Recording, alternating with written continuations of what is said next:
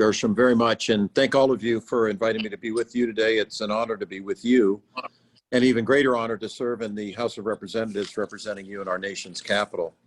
Today, however, as we all know, is a very solemn occasion, the 19th anniversary of the September 11th terrorist attacks that robbed us of nearly 3,000 of our fellow Americans. But it's also a day of gratitude. Gratitude to the first responders who rushed in without a second thought to save the lives of their neighbors. Gratitude also to the first responders who are on the front line of this pandemic, this COVID-19 crisis that we're dealing with in communities big and small all across our country, as well as gratitude to our nation's service members and veterans who answered the call of duty, as all of you have, and faced unimaginable challenges and hardship so that we may live free.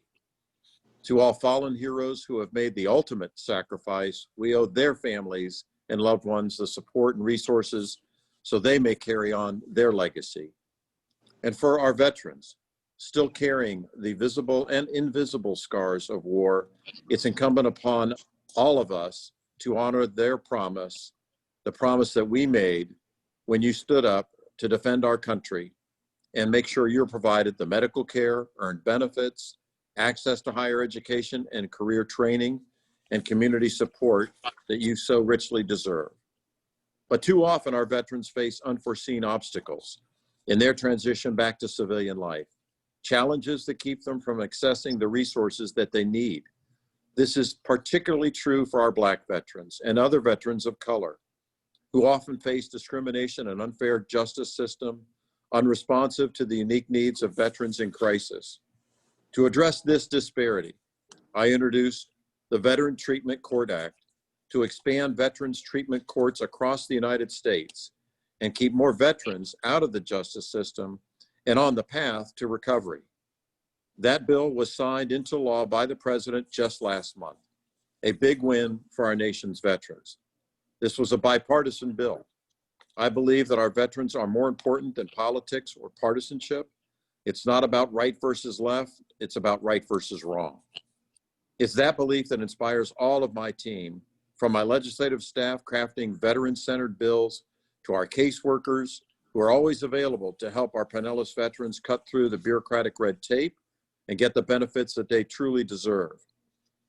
Through their tireless work, my office has been able to secure over $2 million in benefits for veterans since 2017 and $6 million overall.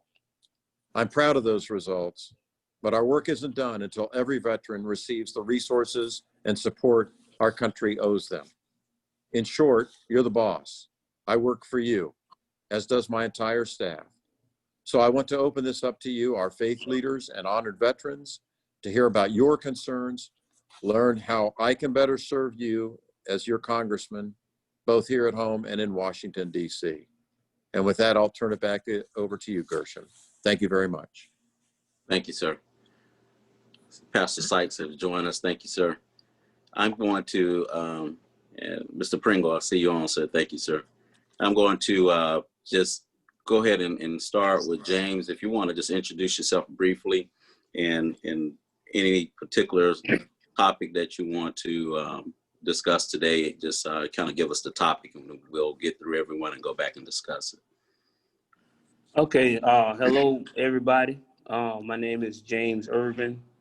I am 20 years retired veteran from the U.S. Army. I recently had a situation where I had issues with some ankle issues. When I went to the VA, I got x-rays done on my ankles. And by the way, it took all day. And I'm prepared now. When I go to the VA for a visit, I pack a lunch because I know I'm going to be there all day.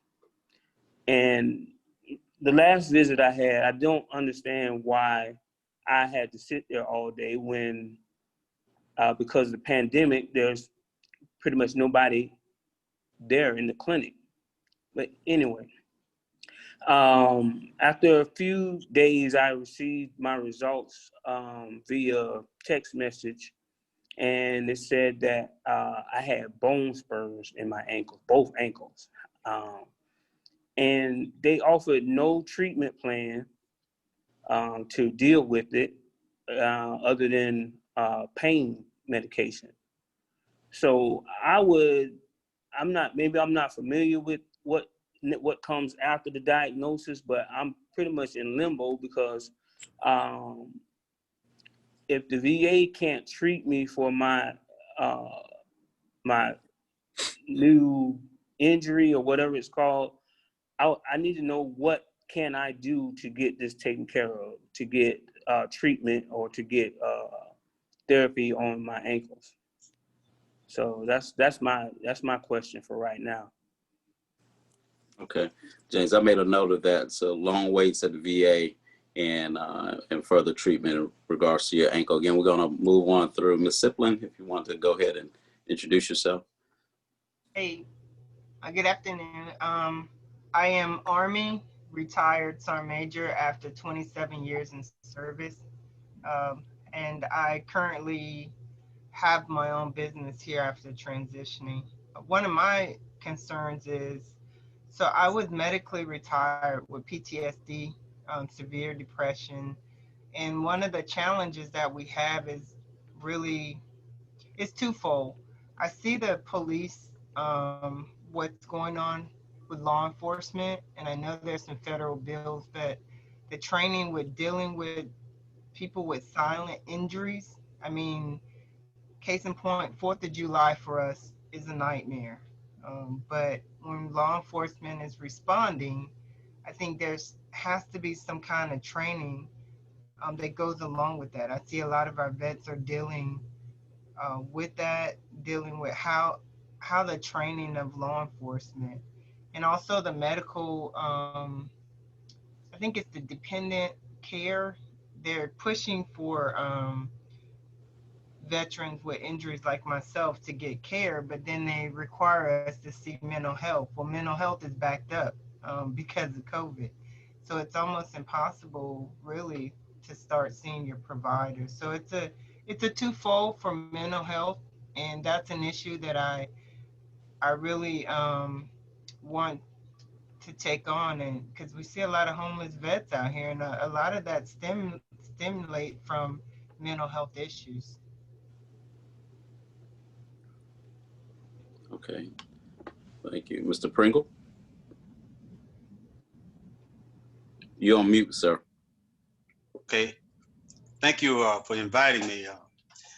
I served with the 3rd Marine Division in Vietnam, a combat veteran, hold combat action ribbons, and several other awards while serving in Vietnam. My thing is, I probably could never have served in the Marine Corps without the people that went before me. As you know, the Marine Corps was the last branch of service to integrate. And right today, the Marine Corps still is probably way behind when taking care of the blacks. Right now, they're not promoting black officers like they really should. And I've been trying to get Mr. Matthew Robinson his Congressional Medal. We got 3 other guys medals back prior to Mr. Crist becoming a congressman. We went to the city of St. Petersburg, and the lady got these 3 people their congressional medals within about 6 weeks. And of course, Mr. Matthews, I've been working on it now approximately, probably better than 2 years to get his congressional medal. And there's several other people that we want to get their congressional medals because those guys that served in the Marfa Point Marines, they were severely discriminated against. In fact, the Marfa Point Marines, if you get the book and read it, when they came home in their uniform, a lot of white people attacked them because they didn't believe they was Marines. That's the kind of thing that they had to deal with. Their boot camp was ramped up really hard to make them wash out. But they had a code among themselves that if anybody quit or tried to leave, that they was going to take care of them themselves. They policed their own people and made sure that they didn't fail boot camp. So So that's to me, just to go through Marine Corps boot camp, I went through in 65. Just getting through boot camp is a challenge in itself. So these guys that should have, most of them are deceased now, and we just want to make sure that they get their congressional medals. Just to, I know we don't want to take a lot of time discussing it right now. I want to get through the rest, Pastor Sykes, but I do want to note we have been able to get a few medals. Is that correct, Mr. Pringell, for you from Congressman Crist's office? And we're presently working on Matthew Robinson as a matter of recreating some of the records, but just wanted to make a note of that. We'll come back to that one. Go ahead to Pastor Sykes. Good evening. Good afternoon, Congressman Crist and Gershom. As far as veteran treatment, I think it's kind of a hit and miss. You know, just like in many cases, you might run into somebody with some compassion. The young lady who spoke of policing and their training, I think it extends to the veterans, the providers, because they're not all created equal, if you will. And so if you don't have someone with a great degree of compassion for veterans, then you run the risk of somebody just, you know, thinking that they're faking it. And we know that when it comes to disability claims, more whites have been granted those disability claims than African Americans because, you know, they're believed more quickly that they have an issue. And additionally, the compensation, the percentage of compensation, if a study was done, it would show that African Americans receive less of a rating than whites for the same conditions. And so, you know, my issue is respect and a level playing field, because as Mr. Pringell said, over in Vietnam, and I did not do combat, I'm a Vietnam era veteran. I did 4 years in the Air Force and 5 years in the Army Reserves as a chaplain. I was there for the war in Iraq. I was processing soldiers through and counseling soldiers through Fort Dix as they left. So that's my, you know, dealing with military persons and counseling them. But I can certainly say that in many cases, I've spoken to people and the compensation level is much less, and it's tougher to get it because it appears that the aches and pains and injuries of somebody of color does not carry the same weight as someone that's white. Thank you, Pastor Sykes. Good. Congressman, you want to respond to any of these before we move forward? Well, you know, I just think having the opportunity to hear these concerns, as the pastor mentioned about respect, that's just, you know, common decency should always be applied to everybody. And, you know, the lower compensation issue that he talked about, no, right is right. And, you know, everybody ought to be compensated in a fair manner that is fair to all, regardless of color or frankly, anything else. You know, James Ervin was talking about long waits at the VA. We hear about that all the time, right, Gershom, and how frustrating that is to folks. And, you know, you shouldn't have to pack a lunch, in his words, when you go to the VA. You ought to be able to get an x-ray on your ankle about bone spurs, you know, in pretty quick fashion. So I understand what he's saying, and it frustrates us too. And I know it does Gershom as well, James.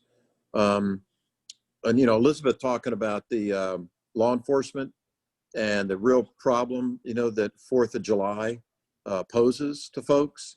You know, it's, well, we've seen this all over the country this year, you know, like, you know, not in a long time. And, you know, George Floyd up in Minneapolis and so many other cases that we could cite of what's happened and what it really has promoted the Black Lives Matter movement, justifiably so. is heartbreaking. You know, I don't know if anybody who could have seen that video of Mr. Floyd in Minneapolis with the knee on his neck. I mean, it's gross. It's just horrific failure on the part of those people involved in the law enforcement that were dispatched at that time for that scenario. So that needs to be addressed. And you know, she also, of course, Elizabeth mentioning mental health and how more attention needs to be paid to that. And, you know, not addressing it, not paying attention to it does lead to homelessness. I think you're absolutely right about that. So, you know, all of these are important. You know, Eddie, you know, a proud Marine from the Vietnam era, you know, and trying to get congressional medals for folks that deserve them. And Gershom, you're right. We work on a steady basis to try to get those medals to deserving people as quickly as possible. And we'll continue to do so. So I hear you. I obviously took notes, and your information is so important to us to be able to better serve you. So thank all of you for your input. Thank you, sir. We just a matter of a note. Mr. Pringell serves on the Congressman's Veterans Advisory Board, and we do have the Veterans Advisory Board to address these issues. And I know that the Congressman and, of course, us as staff will be taking these things back to the advisory board to discuss, because we, as the advisory board, also meet with the directors of Bay Pines and the regional office to discuss these matters to make things better for veterans in the Florida 13th Congressional District that the Congressman represents. Mr. Pringell, I think I saw your hand. Yeah, I just wanted to share this information with you all. If you are a veteran and you happen to have a concealed weapons permit, which probably most veterans do, and your license may be linked up with your concealed weapons permit, and I was told that veterans are probably one of the police targets. We being targeted a little different because they assume that we're going to be packing. So when a police officer stop you, he's going to be probably a little bit more alert, and chances are you might not be able to walk away from that scene, primarily because you're a veteran.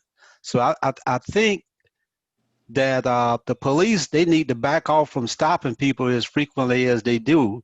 And one of the things, I served as an insurance agent and did property and casualty, automobile insurance. Sometimes people automobile insurance are lapsed, and it'll show up on their driver's license, and their driver's license will get suspended right off the bat. And so the police will stop the people sometime, and that's a major problem if the police going to stop you for something like that.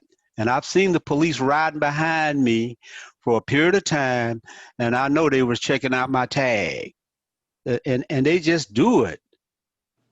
But they will, after they check it out, a lot of time they would just go on about their business, but they'd be right behind you, checking out your tag. So with me and my situation, it kind of scares me a little bit to know that the police is riding behind me. Just like the young lady said, the retired sergeant major, you suffer with these issues. I can't even sleep in a house without a gun. I gotta have a gun.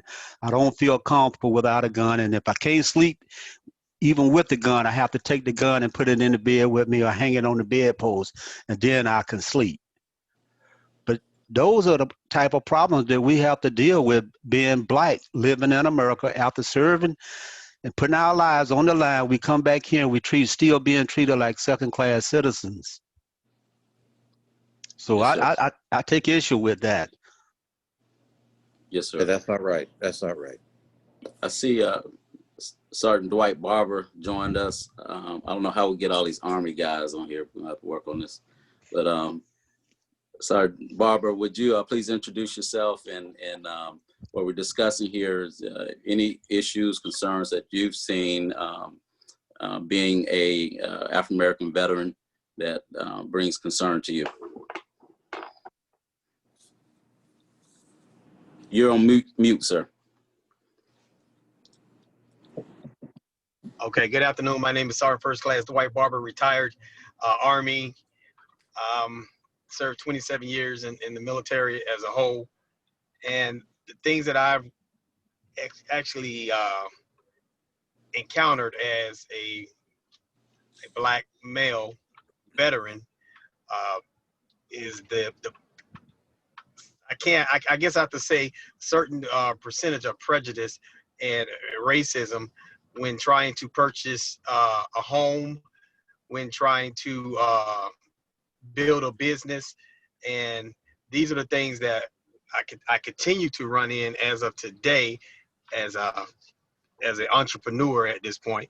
And I don't know what can be done about it, giving us the equal rights. I mean, as far as going down to the city to get permits and to do certain purchases and whatnot, and knowing after talking to a Caucasian person and like, hey, I didn't have to go through all that. Let me have go at it. And because of being an African American, that was hindered. I was hindered at a point of doing that when someone else, another race of Caucasian, went in, they weren't asked the same questions. And this is actually in the city of St. Pete in the permit department. So these are the things that I've encountered, and I just need equality needs to be all the way across the board.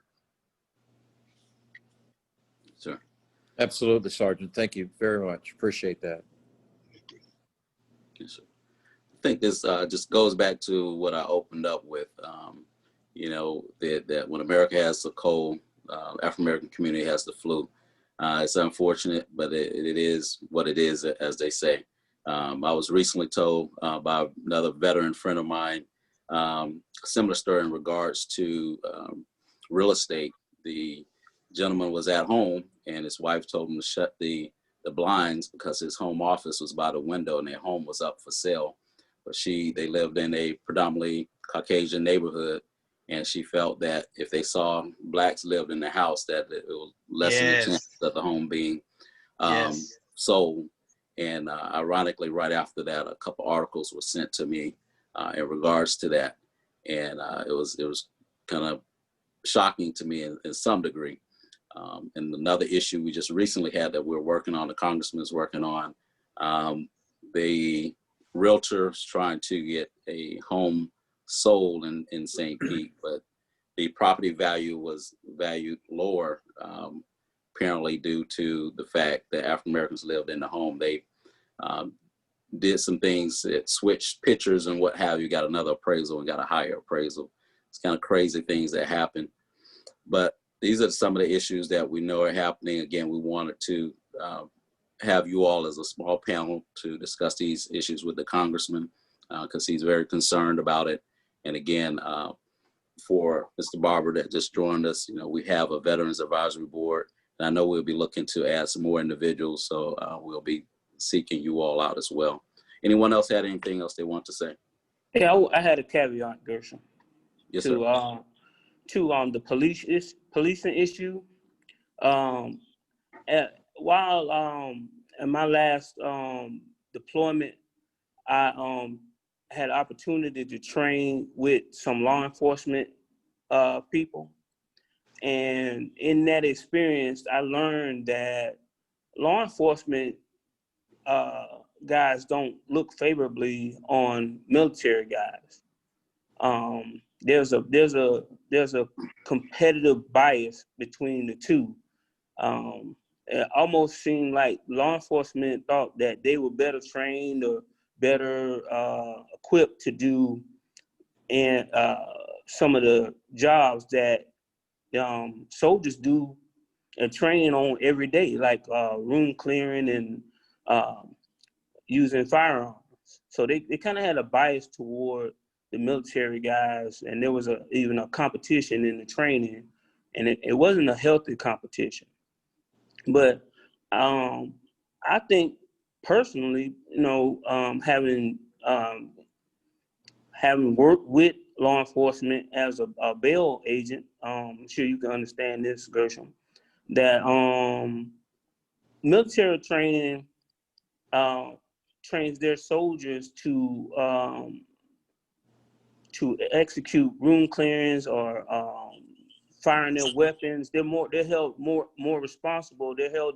You have to be more responsible for the use of your firearm, and you're held accountable for it. I don't see why law enforcement can't be held in the same regard. So I don't know if that's something that maybe can be mentioned, or a study can be done on that to determine the rate of accidents or casualties between soldiers and law enforcement when dealing with civilians on a battlefield or civilians on the street. That's an interesting point, James. I hadn't really heard much discussion along those lines before. So thank you for bringing it up, number one. And, we'll have an opportunity, as Gershom has said previously on our call, to take that, before our full board and have a discussion about it and see if, that can generate some ideas of how we can deal better with that going forward in the future. Yes, sir. Pastor Sykes, I think you wanted to say something. Yes, I'd like to know if there's coordination between the federal government, the state, and the city. All of them seem to have veterans representatives. And I'm wondering if if there is not, maybe there should be coordination between them so that, as a veteran seeks help locally, there should be some liaison to speak directly to the state and the federal government, not to create red tape or delays, but just make sure, all of the avenues and resources are available from every level. And right now, the Disabled American Veterans is the only volunteer organization that attempts to do that. Pastor, that's a great point. And, having been governor, I know from that experience that we had a Department of Veterans Affairs. I appointed the secretary of that department. Obviously now at the federal level in Congress, and all of us are aware that, there is the Federal Veterans Administration. As to local, I don't know how much involvement there really is, but certainly between the Fed and the state, there needs to be more coordination, no question about it. And so thank you for raising it, and we'll take it upon ourselves to try to coordinate better with what the state is doing vis-a-vis the federal government. Great Thanks. point. Thank you, sir. Anyone else? Yeah, I have a point. So just to let you know, 27 years of my career was military police. I retired as a military police sergeant major, and I brought that point up about law enforcement because even as a law enforcement retiree, it scares me on the streets. I do have a weapon, and like I said, sometimes veterans go through stuff that they don't understand. And one of the things I really struggle with is because a lot of the law enforcement have transitioned from the military. So I don't really understand why there isn't some kind of training that's being talked about.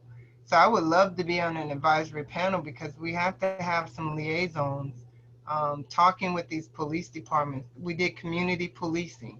I don't see that here. I don't see our police in our communities getting to know the people, because if you did, you would know who have issues. The neighbors would be talking about who in your neighborhood and how you're mitigating that. And the police officers would become right up the street from us. We have halfway houses. Why aren't they talking to these people to see what those concerns are from a community policing aspect versus response versus reaction? We always were trained to be ready to respond, but if you're in a proactive mode, some of these, I think, mitigations can be alleviated. It's a great point, Elizabeth. So in essence, you really sort of served at the crossroads of what's being discussed as it relates to law enforcement and the military sort of competitive nature, having been, MP yourself. So that's an invaluable resource, really, for your resume. And, after the call, if you wouldn't mind following up with Gershom about your interest on the panel, that'd be most appreciated. So thank you for that. Absolutely, because I don't want to see another Black life taken. I don't want to see another veteran taken when they're going through a crisis. So it really concerns me. Yes, absolutely. Well, me as well.